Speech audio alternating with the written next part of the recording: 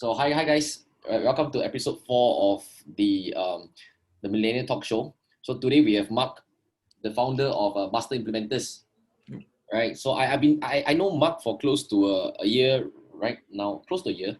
So we first got to know each other through his podcast. Actually, he invited me. So right now I really see a lot of value in him being a fast action taker and how he grew his business from scratch to where he is right now. And I really want to bring value to you guys, and that's why I invited him. So probably let's get Marc to introduce himself.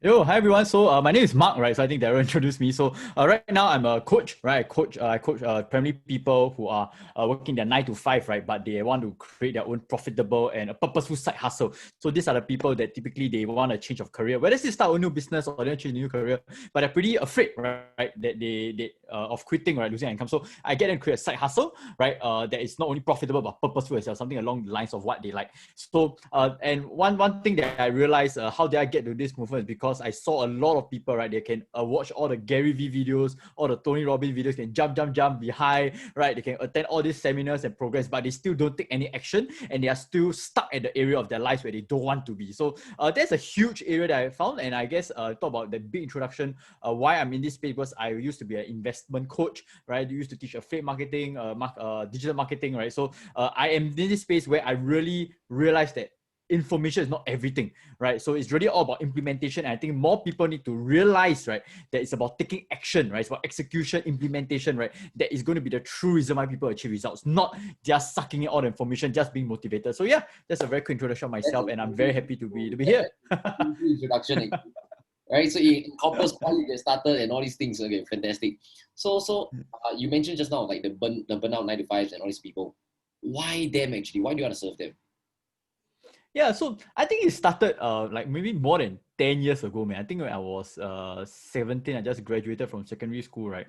So the story, right, was that I went for my first ever internship ever, right, in my life, right? So it was at CBD area. So I was taking the train to there every single day. And I realized something very interesting because I'm generally what I call a happy-go-lucky boy, right? And one thing I realized in the train, last time no smartphones yet, last time phone not so smart. I realized that everybody's face in the morning at the peak hour, right, looks so sullen and very sian, right? Those Singaporean Malaysians.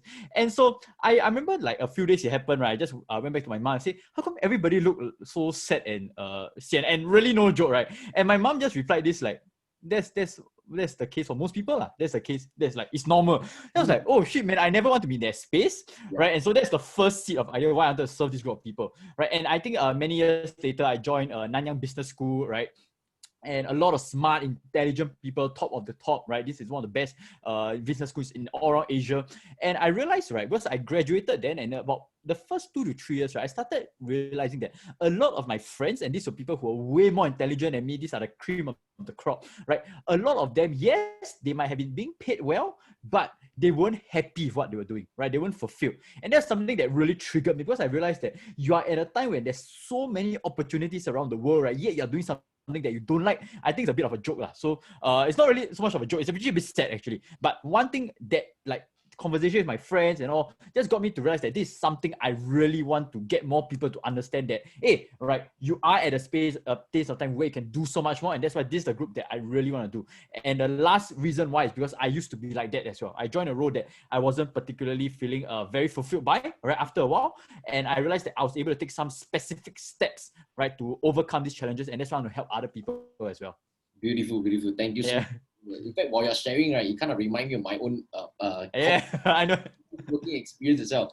Like for those of the viewers that's listening right now, you will know that I started as a salesperson, did earn some money and wasn't very purposeful. The keyword here is not happy. So just now when you mentioned the happy, I was like, wow, right? Yeah. Why me and him, Marc, we click quite well as well. Yeah. That we want to achieve that and at the same time help others to achieve, right?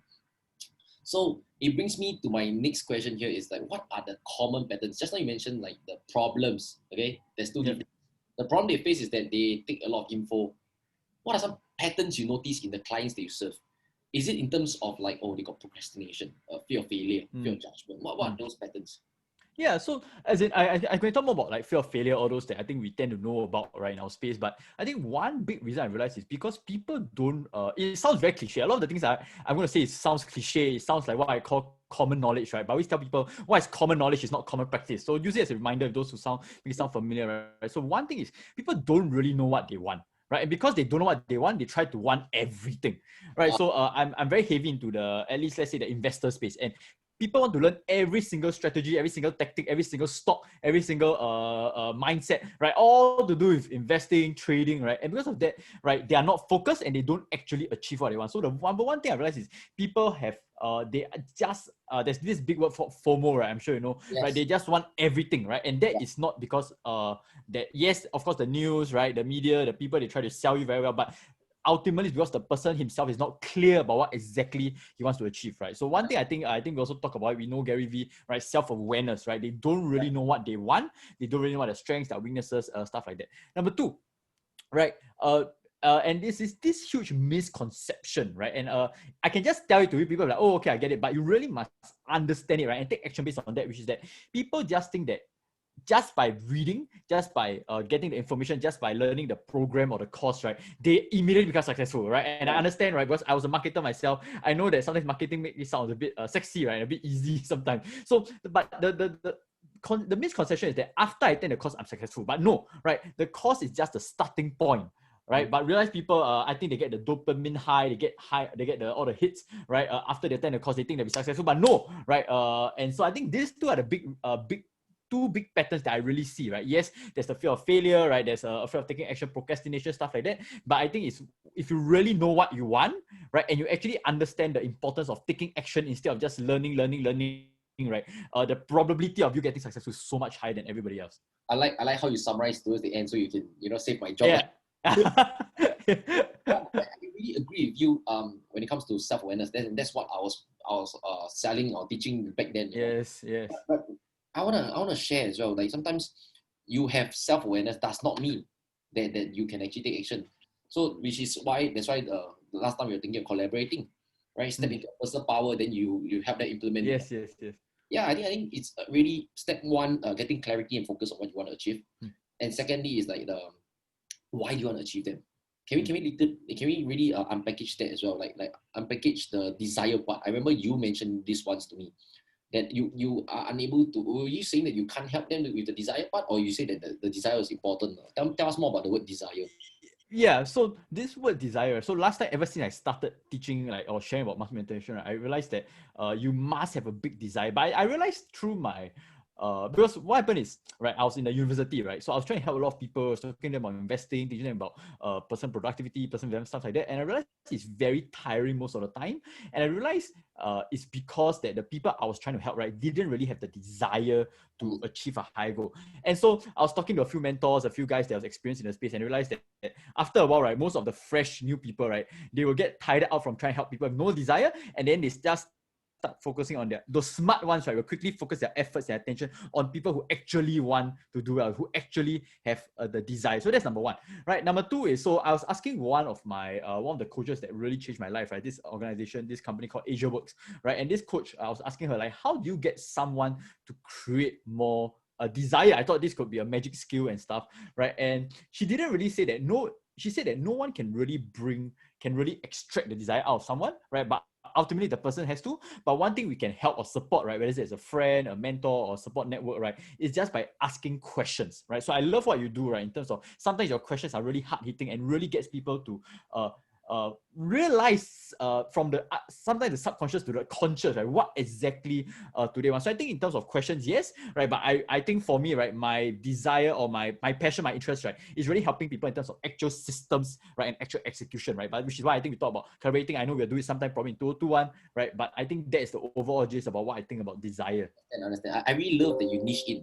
I think it's really humble and it takes a lot of humility to admit that you're not a master in everything, but it really sounds like you're the master in the systems and performance that you can bring to the table. And that's something that I love about you as well. And personally, right, it's my passion. You do it too. Yeah. My passion to ignite someone's desire, drive, and all the power that's inside them. And that's why I mean, so I want to let the audience know that it's okay going back to what Mark said again, it's okay to not be good at everything. Don't follow the shiny object syndrome. Really try everything, but at the same time niche down to one thing. What's that one thing that you love, you're kind of good at, and at the same time, you more importantly, the person is paying you. There's someone paying you for it. I think it's key as well. Yep. So, what was a struggle, right, when it comes to implementation that you face personally? I just want to tap into your personal. Right. Okay, sure. So so last year, right, when I started this entire movement, right, and interestingly, right, so last time, yes, I kind of implemented, I took action, right, but really, right, one quick thing I think you also would know, right, once you actually go out and say, I created this master implementers movement, right, you're like, shit, I better take action, because I'm like a role model, right, so it becomes part of your identity, so then because you're like a role model, right, so sometimes a quick tip is, when you think yourself as a role model, right, that means you have the power to influence or inspire others, right, you just push yourself, take more action. But anyway, so I started taking action, stuff like that. I think my biggest challenge was I started doing everything, right? So there was a lot of things I want to do. I do investing, right? I was a digital marketer, I was a speaker, I was a trainer, right? I thought about flip marketing, right? I created a whole new group, my company, I initiated new projects. So I did everything, right?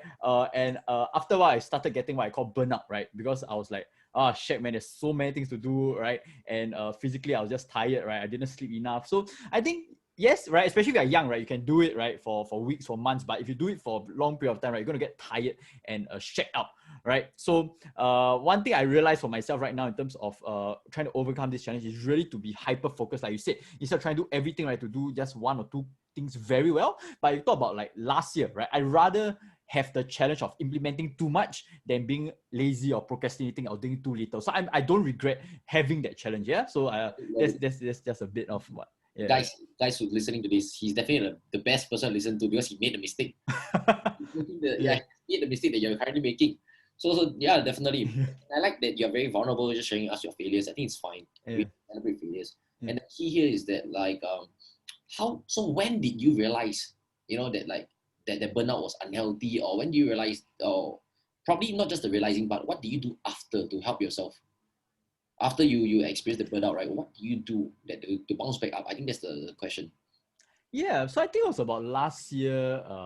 Whether was it November or December, right? I'm not sure what. I'm not sure what was the trigger, man. What it was? I think it was an article by James Clear, and I think I read James Clear for very long. So for those who don't know, he's the author of this book called Atomic Habits. So talking about how you master your habits, right? Create good habits, or avoid bad habits, stuff like that. And he just gave a very simple story of this story by this guy called Warren Buffett. For those who do not know, he's one of the most richest, successful investors in the world, right? And it was just a very simple story. I think even right now, it's not confirmed whether is it real or not, but people just like to use his name. Right, so basically, I think he got, his chauffeur or his driver, right, just to write down his top 25 priorities in life, right, just to list it down and then say, okay, right, what are your top 5? Right, and then the person just wrote the top 5, and then he just told the driver, right, okay, for the number 6 to 25, just cancel all them out and just focus on your top 5. So that was a very simple story, and I read it before, but I think at that point of time, I was feeling burnt out, tired, right, when sometimes one whole day, I just gave up and not do anything, right. I think that was a story that really got me to say, okay, I need to start focusing, right. So I started with that journey of constantly trying to focus on the things I really wanted to do instead of trying to do everything else. So right now, I'm very clear on my priorities, right, in terms of setting my quarterly goals, my yearly goals, right, just to make sure that I'm just focused on a few key things in life, right? So I'm sure that, I'm sure like Tony Robbins, that the whole wheel of life, right? There are like 9-10 different areas of life you want to do. But so what I would personally share with some of my coaches or my students to do, right, is yes, right, you got to work in all 10, right? You don't just totally give up. But what are maybe the top 3 things that you want to spend a bit more time, a bit more attention, a bit more effort on, and then you push and you go crazy on that. So that's my overall philosophy about setting priorities, right? Yes, you try not to do everything, right? But there's only the top 3 things I focus on, and then the rest you create what I call like a general baseline level. I love it. I think that is something that's very actionable that our audience can take away with. Yep. And probably for the audience right now, I'm trying to think as if like I'm 20, 21, 22 years old. Let me think, what are some struggles that I face? Probably let's try with procrastination. Yeah. Let's try with procrastination. If someone who's procrastinating, what are some advice do you have for them? Sure. So procrastination, right? There's 2 ways to. I want to chime into that as well after your answer. Oh, sure, no problem. So usually there are two ways to approach. One way, right, is what a lot of the productivity habits expert, right, they will say use specific tools, tips, hacks, right. But first, I'll go for more focus on what I did, right. It was people call it like a hack or whatnot. I'm fine, right. But what I did is for the thing that I wanted to do, right, I immersed myself into the environment. That means I started talking to people that were into the space, that were experts in the space, right. I started following on YouTube. I started watching YouTube videos, Facebook. I following people. So I started surrounding myself, the environment, right, of not just physical but digitally people, right, things that could inspire me to keep moving forward, to keep taking action. And I realized that really helped me. So that was even before I started to employ any tips or hacks, because I was really so into the space of like, wow, this guy's doing this guy's doing that. There's a good hack, there's a good tip, right? So this can do anything from fitness, relationships, business, productivity, right? I started immersing myself, right, and just getting all as much as I can. It got me excited to at least get the momentum going, right? So I think that's the most important part, right? In terms of the tips and hacks, right? Then obviously I think you also do that yourself. I see on Insta stories like habit tracking apps is good, right? Creating accountability is good. I love that you actually got a VA just to track your sleep, right? So I think these are the super good hacks that I would use in terms of overcoming procrastination. But the first thing I'll have people do, right, is not so much to use all this micro stuff, but to just immerse yourself into an environment. I think that's a very big strategy that I use that really helped for me. Yeah.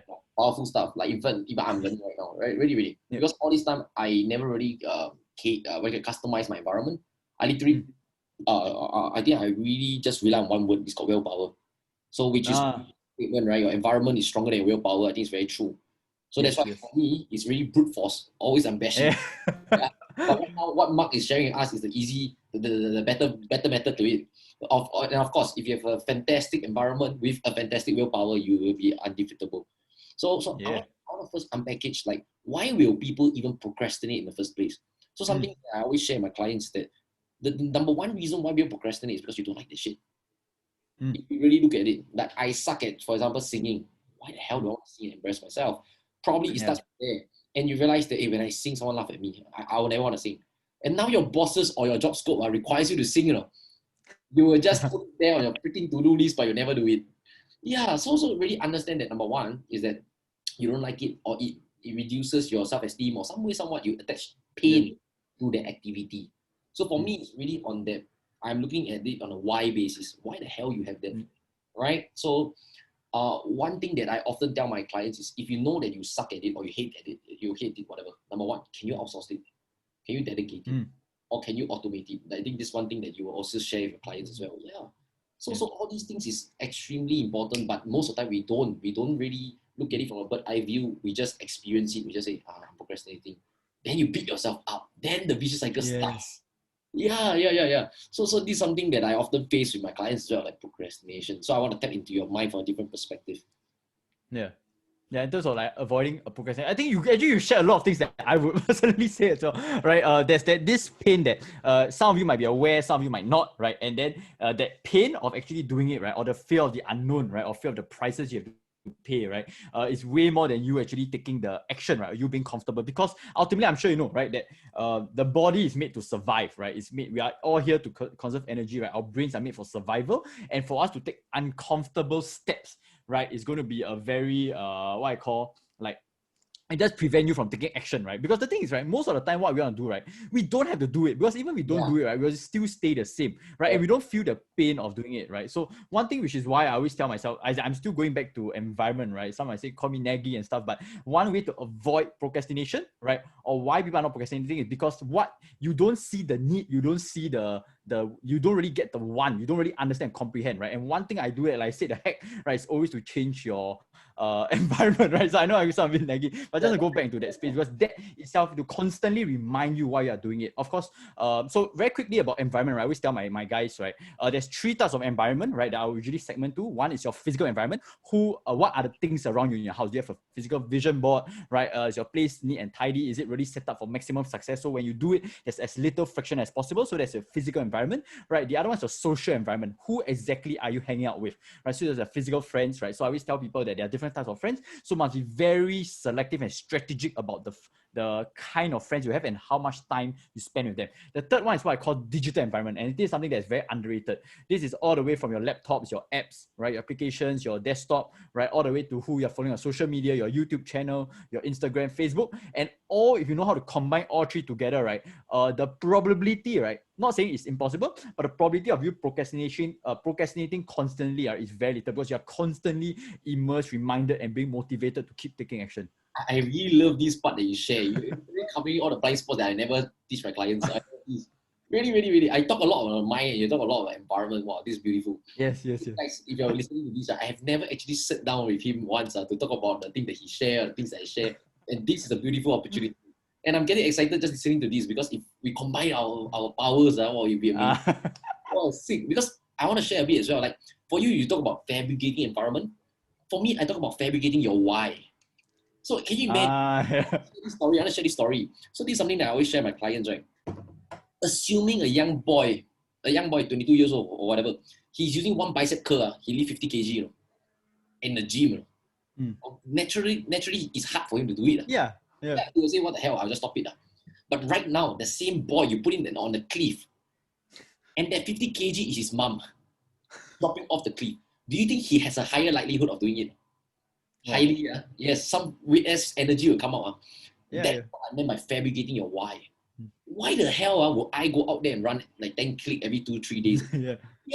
Because I imagine and I fabricate in my mind. I'm like, if I don't do it, right, I'm letting my clients down. If I don't do it, my clients will refund, because I'm not a role model. If I don't do it, my future daughter will look at me and say, Daddy, you're not a worthy father. Wow. Bro, it's insane here, bro. I can look at across my shoulder and I see a little girl staring at me right now. Am I by the example? Yeah. I love how you just share about a very strong environment. I fabricate a very strong mind. Yeah, actually with the why, the one you're talking about, right, just add a little tip, right, or that people can use, right, just based on what you do. So I learned this from Brandon Burchard, right. He has this thing called the high performance planner, right. So one of the questions he asks himself every single morning, right, is who am I doing all this for? Like, who is the one person that needs me on my A game today? So he does it every single morning to remind himself why is he doing this. So that's something, as in, I'm sure for you, right, you do it like throughout the day, whenever you feel down. But for some people who might not be as habitual or almost haven't really automated their behavior yet, they can actually schedule into the morning routine for themselves, just to remind themselves of who are they doing it for. Oh shit, I'm getting excited though. I believe the audience here energy increasing. Lovely. Share with us a bit as well, like in terms of your green ass vision for yourself. Just share if you have a 5 years plan. How does it look like for you? Yeah, so I feel I think we are very similar as well, because when I think that was even that was after I interviewed, but really when I talk about like the empowering 1,000 people, right, I like that number because that's a good number to start off with, right? But to me, that's I think in the next 1 to 2 years time, right? In the next 5 years, right, I haven't really go deep into that space, but ultimately, right, my mission firstly is to help frustrated 9 to 5 working professionals, right, to lead both a profitable and purposeful life, right? And my vision is really to empower others to invent their future. So in whatever that is, right, whether it's through businesses, whether it's through just my clients mostly, but everything is aligned to these two things, right? Helping people lead a profitable and purposeful life, and then to empower people to invent their future, right? So whether I think you have some plans for, let's say, academy, stuff like that. For me, I just started out also. So right now, that's my space, just helping my clients, just helping out through people in my students through my 2 days class. But we'll see, right? Next 5 years time, what is going to transpire. I think it's going to be a very exciting time. Super exciting. I love it. I can see how we can, like synchronize and partner very beautifully. Because for me, I think at least some of the audience here, some of them might know why I start this podcast. Some of them might not know. So for me, I feel that like there are a bunch of millennials right now in this space today, very driven, very hungry, but they are looking at the international people and all these. Sometimes like what you say, Gary V, Tony Robbins, and all these people, and they're like very overwhelmed. So I really hope that we can be creating this space, right, for young millennials to actually look up to and for information or for some quick tidbits that they can take action to thrive in business, personal life, and relationship. I think these three things is actually important. If you get a fantastic business or career, but you don't have a relationship that's working out, I don't think that's true happiness as well. So that's why going back to your question, your point on happiness. Oh, I really love that. That's probably why we are quite close. Because I don't think I have actually asked you about vision. Yeah, I think something for me is like, as much as you say that you see like whatever I share you can use, right? Actually, for me, right, I think the why and all is at the back of my mind, but it's still not so clear yet. So I think that's something that because I am actually really naturally a pretty lazy person, which is why I need all these things to push me forward. So for you, right, like walking up the hill, right, you are like doing it by yourself with willpower, right? For me, right, is I use whatever mechanics I can to push me up together. But imagine if you combine them together. Go for each other's class. Yeah, yeah. Oh, That'd be cool, man. oh, lovely. So to wrap this off, right? What's something exciting that you're currently working on? Yeah, so right now, right, so in the past, right, I used to be an affiliate marketer. I used to do a lot of things, right? So I was like affiliating, investing products. I was doing my own investing stuff, teaching, right, marketing, business, a lot of things at once. But right now, I only have two core things that I want to promote, right? And I see myself doing this for the next 2 to 3 years, at least, at the very least, right? Which is my 2-day masterclass, right, on implementation, right? And honestly, when I was talking to my mentor, I think you know Mel, right, about it. He was like, "Who in the world would want to attend a class on implementation?" So that's actually pretty funny. But one thing I realized is through my community, right, when they follow me enough, right, they find out my tips and all. They actually understand the importance of that. So the big thing I want to focus on is getting more people to sign up for my 2-day class on implementation, because a lot of people have benefited so much. And I just did one class, right? I just did one class, and so far everybody says it's a positive. They have experience changes in their lives. I did a survey, then I follow up with them. And secondly, of course, to get more coaching clients, people who are serious, right? People who really want to create another impact. But one big thing, right, for this group of people, the clients, right, is I have one big criteria, which is that they cannot just do it for themselves, right? If they just do it for themselves in terms of their own money, their own life, right, I say go and find an investing program or trainer, for example. But I want people who want to help other people as well, who are givers just like you, right? Who really want to help other people, and these are the people I want to serve, so that they can create that multiple effect to other people. So these are the two big things I focus on, really getting people to find out and implement strategies for their lives that can push them and set themselves up for success in the years coming forward. Yeah. Beautifully said. Thank you so much for sharing. And then last question, right? Where can the audience find you at? Yeah, sure. So you can check me out on my Facebook profile, right? I think facebook.com/marc.teo, Teoo, right? So I have a Facebook group, right? Facebook as well. I have a Telegram channel. So for those who are a bit more into investing, right? I share a bit on that as well, but I also talk about implementation, everything. So even for me, right, I'm still trying to find my clarity there, but my Telegram channel, I share whatever I think is good. So I think these two are the key ways to follow me and to find me. Lovely. I will attach the links in the podcast below. So once Sounds good. Thank you so much for joining us and giving all your best stuff on this podcast. Thank you, Marc. My pleasure, man. All right, talk to you soon. Bye.